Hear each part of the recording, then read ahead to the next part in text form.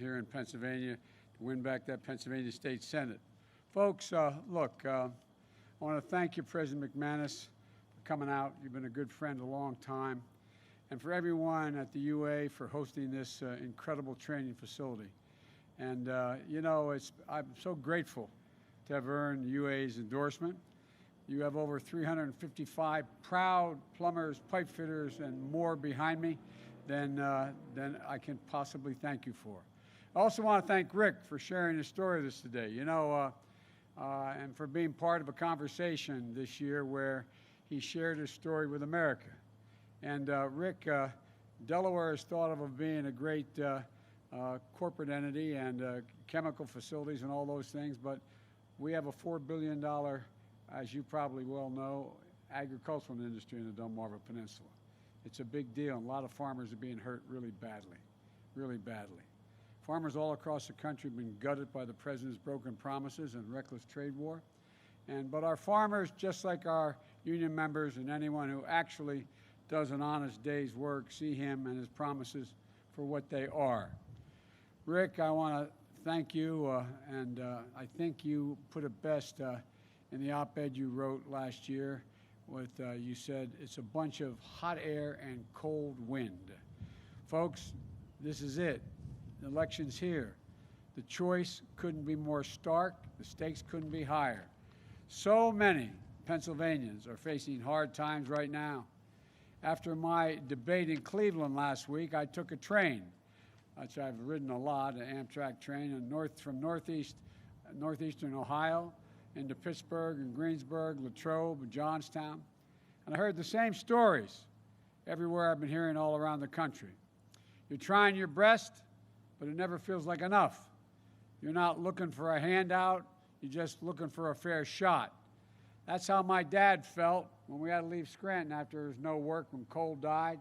He was in sales. He wasn't a guy who was in the coal mines, although my great-grandfather was they tell me, the first Irish Catholic state senator ever elected in the state of Pennsylvania, and he was a mining engineer. But I remember him saying he made that walk, which a lot of you know here in Erie. I call it the longest walk any parent has to make, up a short flight of stairs to tell his kids, we can't play in that ball, can't play in Green Range Little League anymore. You can't go to St. Paul's. You got to leave. Dad doesn't have a job.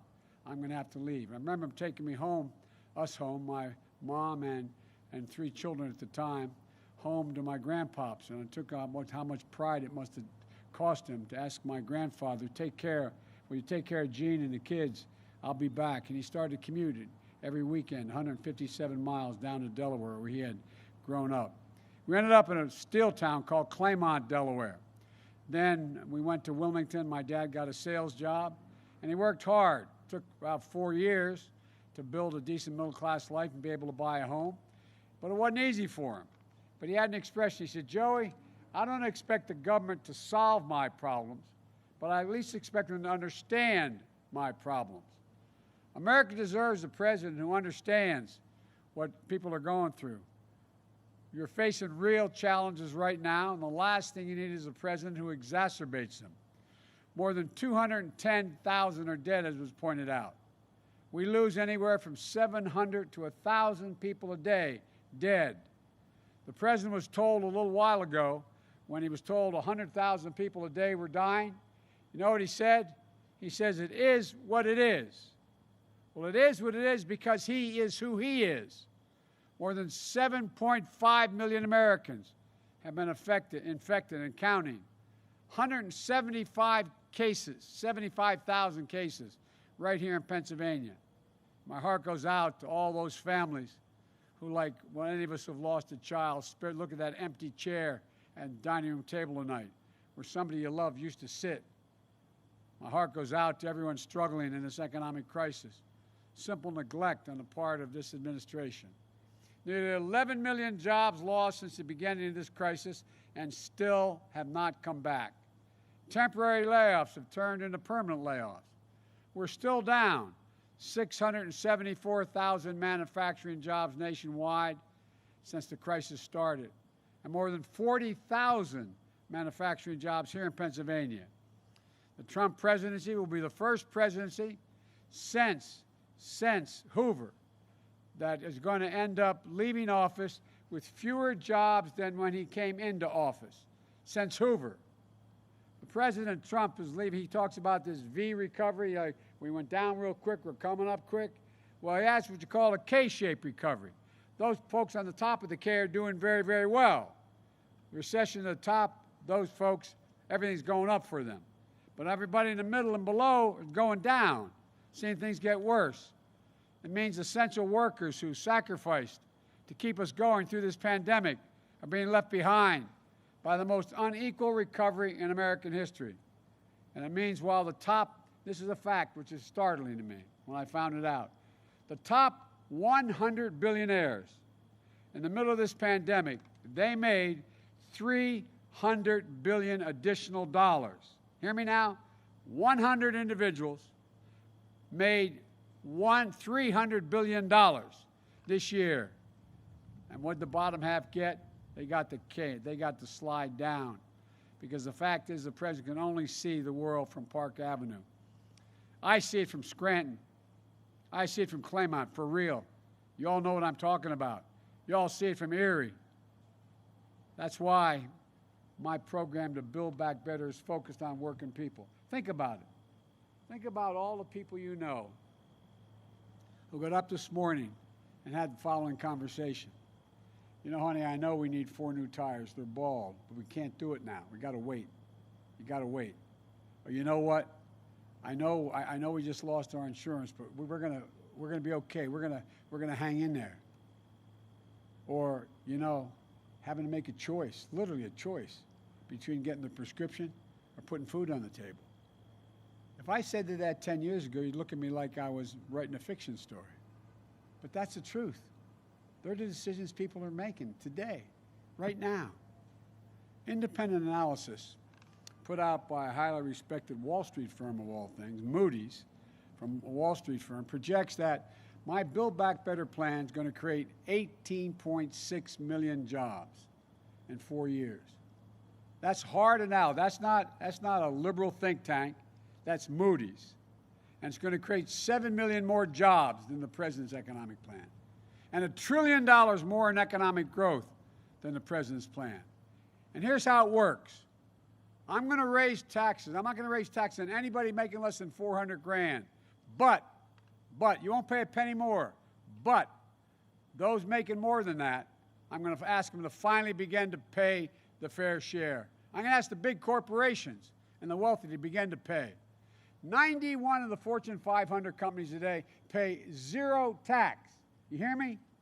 Zero tax. How many of you pay zero tax? And billionaires are paying at a tax rate, because it's all investment money, they're paying at a lower tax rate than you pay if you have a job as a plumber. How can that be? So I'm going to raise, the money I'm going to raise, we're going to allow us to invest in working people and grow the middle class back and make sure everyone comes along this time. My plan is about making the kinds of investments that are going to stimulate economic growth, to get it back to full employment fast and help us build back better than before. We're going to create millions of good-paying union jobs. I had the honor of being the guy in charge of the Recovery Act when the Great Recession occurred. The president turned to me. He used to love doing it at State of the Union messages. He'd never tell me what he was going to do. And he turned and said, and Joe, Sheriff Joe's going to take care of that $800 billion. Well, we got it done, less than 0.2% waste or fraud, and we built back the longest expansion in American history. Manufacturing and technology, making sure we're going to make the future made in America. And infrastructure, building airports, schools, affordable housing, upgrading the water and pipes, making sure it's sustainable and resilient, built and laid down by union plumbers and pipe fitters here in Pennsylvania and across the country. And clean energy, we're going to upgrade 4 million buildings with weatherization of 2 million homes. And it's estimated that will create 1 million good-paying jobs, union jobs. Union jobs will be filled by men and women like in this local here. Look, folks, we're in a situation now where, if you take a look at this Build Back Better, I'm going to take a second. but I hope I don't take too many seconds before it rains here. Number one, we were talking about it, Mr. President, a little while ago. He promised an infrastructure plan in 2016, 17, 18, 19. He didn't do a damn thing, not one single bit. He promised to relieve Main Street slammed by the recession. But guess where that money went that the Congress passed? It went into the Mar-a-Lago crowd, the wealthy. I'm not joking. It didn't go to small businesses. It didn't go to the people who needed it. My plan to revitalize American manufacturing infrastructure says we're going to use Buy American rules. It's supposed to be only buying American now. Well, I'm going to invest $2 trillion in infrastructure and clean energy. We're going to raise over $3.7 trillion by eliminating that tax cut for the super wealthy. And folks, we're going to fix water pipelines, replace lead pipes, upgrade treatment plants. We're going to construct 1.5 million new affordable housing units. We're going to build $100 billion rebuilding our schools. We're going to retrofit, which we started in our administration, 4 million buildings, including advanced heating and cooling system. There's going to be such a race to job creation for unions that you're not going to believe it. And I really mean this. And by the way, when I did the Recovery Act, which was $800 billion, not one, we had the largest infrastructure project short of Eisenhower's interstate highway program. Since that, not one single solitary dollar went to anything other than a prevailing wage. Had to be a prevailing wage. And look, I'm also going to make sure that corporate America, being so kind, wanting to take over registered apprenticeships. You know what that's all about. You guys spend $250 million a year making sure that you have apprenticeships that are the best trained people in the world. Well, folks, I'm also going to pass the PRO Act. They're spending over $2 billion a year trying to keep you from being able to organize around the country. That's a promise. And also strengthen labor standards, especially OSHA rules. There's a lot we can do, but it's not enough to praise workers. We got to make sure they get benefited. Folks, look, my dad had another expression. After he lost his job and we moved to Delaware, he'd say, you know, he said, Joey, a job's about a lot more than a paycheck. It's about your dignity. It's about respect. It's about your place in the community. It's about being able to look your kid in the eye and say, honey, it's going to be okay. You know, the fact is that every time the word climate change comes up, Donald Trump thinks hoax. Every time it comes up, I think jobs. Let me be clear. No matter how many lies he tells, I am not banning fracking, period. We'll also increase income. We're going to see the burden and the cost. We're going to increase, we're going to make sure not prevailing wage, we can't mandate that. You guys, by the way, I said inside, the other expression my dad had was, there's only one way to deal with the abuse of power, which corporate America is exercising now. It's with power. And the only power we have is union power. You're the guys that keep the barbarians on the other side of the gate from taking everything. And that's a fact. So look, I'll try to move along quickly here. The fact is that we need to ease the burden on the major costs in your life. What's the average middle-class person fear most? They're trying to tear down the Affordable Care Act. We're going to build on it, adding a new health insurance option, a not-for-profit public option, which is going to give private insurers real competition. We're going to increase the subsidies so premiums are lower and we can afford plans with lower deductibles and lower out-of-pocket expenses, because we're going to be able to do that with the money we take back from the super wealthy. We're going to take on the pharmaceutical companies with a plan that slashes the cost of prescription drugs by 60%. Look, folks, we're going to work with states to ensure that every 3-, 4-, and 5-year-olds has access to free, high-quality preschool, not daycare. You send them to preschool, there's evidence that 58% of them will go all the way through, no matter what their background, no matter what poor neighborhood they come from. You start them at age 3, they have a 58% better chance of graduating all the way through high school and beyond. We're going to make sure the low and middle income families will never have to spend more than 7% of their income caring for their young. What's the talk to the women around here. I was a single dad for 5 years. I couldn't afford help. Thank God I had my mom and my sister and my brother to help me with my kids when my wife and daughter were killed. We're going to make four-year public college and universities tuition-free for families making less than $125,000 a year. And when Erie gets its first new community college to open in Pennsylvania in 27 years, we're going to make sure that it's free for anyone who qualifies to get in. That's a fact. And by the way, that costs a lot of money. It costs $6 billion a year. That's about as much as we give a tax deduction for racehorses. I mean, we got to have priorities. If you're buying your first home, look at all the people who've gotten out of school since the 9/11 generation. Whether they got out of high school without a graduation, whether they got out of college, no graduations, whether they thought they had these good jobs waiting for them, but they all got shut down in the Great Recession and now. And what are they doing? They're unable to make that first home down payment. They're out there busting their neck, and a lot of them are college graduates, some of them are beyond that, some of their graduate degrees, and no jobs or no access. Well, I'm going to make sure you get a tax credit for up to $15,000 for your first-time home buyer, period. That's going to provide your down payment. We're going to protect Social Security, increase benefits for millions of seniors so you can retire with dignity and some respect. Folks, look, but if we're going to get anything done, we've got to come together. We're going to have to vote like we've never voted before. Early voting is open here in Pennsylvania, so go vote if you can.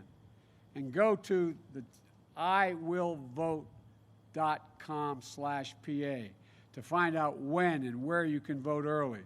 And if you requested a mail-in ballot, return it as soon as possible.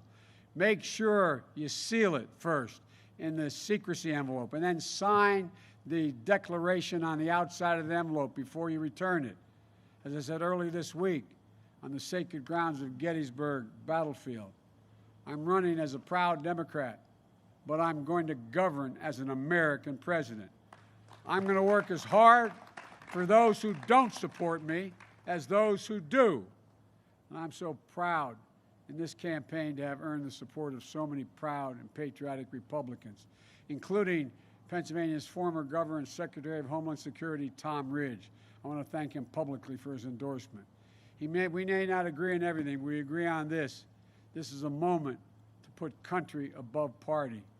Because after all this country has been through, after all that America has accomplished, after all the years we've stood as the beacon for the rest of the world, it cannot be that here in the year 2020 we'll allow the government of the people, by the people, and for the people to perish on this earth, as Lincoln said. We can do better. We can do better than what we've seen. We can be what we are at our best, the United States of America. All this division being pushed by this president, all this stuff about encouraging. Here, in the debate we had, I asked him to condemn the Proud Boys. He said, stand back and stand down, but stand ready. What's going on here? This is not who we are. This is not who we are as a country, for real. We can argue like hell, but at the end of the day, we come together. I am more optimistic about America's chances today than I've ever been. Why? Because I think the blinders have been taken off. People have realized what's really at stake here. I think we can pull this together. I'm optimistic. I really genuinely am. But here's the deal, guys. We've got to go out and make sure you vote, because the only way we lose this is by the chicanery going on relative to polling places. This whole idea. Not a single, solitary, reasonable person in either party has said mail-in ballots are corrupt. No evidence, but he's trying to make it sound that way. Trying to put people in polling places. The same guys you saw standing, blocking people's way in Virginia with banners and rifles slung across their shoulders. Folks, it's not who we are. We're so much better than this. So I say to you all, God bless you all. Let's go out and vote, and may God protect our troops. Thank you, thank you, thank you. Okay, thank you. Where am I going? I'm going this way. Thanks, everybody. See you, pal. Thanks a million. Thank you.